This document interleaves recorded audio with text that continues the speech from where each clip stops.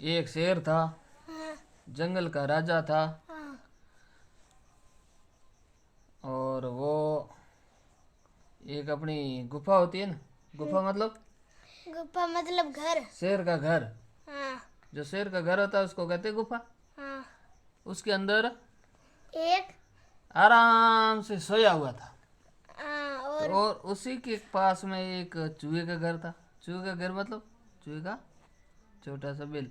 हाँ। जमीन में रहते बिल बना के चूहे। हाँ। अब उसने क्या किया, वो ऐसे। शेर की गर्दन पर फुदकते फुदकते फुदकते क्या आ गया, यहाँ आ गया। गर्दन पे आकर के शेर की गर्दन पे आपने देखा होगा बहुत बड़े से बाल हाँ। होते हैं ना। हाँ। तो वो बाल उसने, चूहे के दांत होते तीखे, उससे यूं काटना शुरू कर दिया उसने। हाँ। काटते काटते बहुत सारे बाल काटने के बाद में शेर जगा। और शेर की नींद खुल गई। हाँ। और जगते ही उस शेर ने उस चूहा को पकड़ लिया।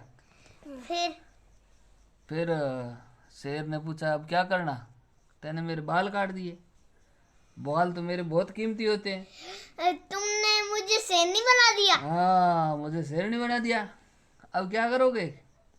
तो उसने कहा महाराज आप तो जंगल के राजा हो, आप मुझे माफ कर दो, मैं तो एक छोटा सा चूहा हूँ। और जब आप कभी मुसीबत में हो तब मुझे याद कर लेना कि मैं आपका काम करूंगा। तब राजा हंसा, शेर हंसा, हा हा हा हा, तो इतना आसान क्या काम करेगा मेरे। हाँ। कुछ दिन बीत गए, उसको छोड़ दिया। कुछ दिन बीतने के बाद में एक दिन एक शिकारी आता है और उस शेर को, जाल में, शेर के लिए जाल बिछा देता है और शेर उस जाल में फंस जाता है। फिर वो चूहा आके उससे काटने लगता है। फिर वो कहता है, याद करता है, चूहे आजा, अब मैं फंस गया हूँ, अगर बचा सके तो बचा।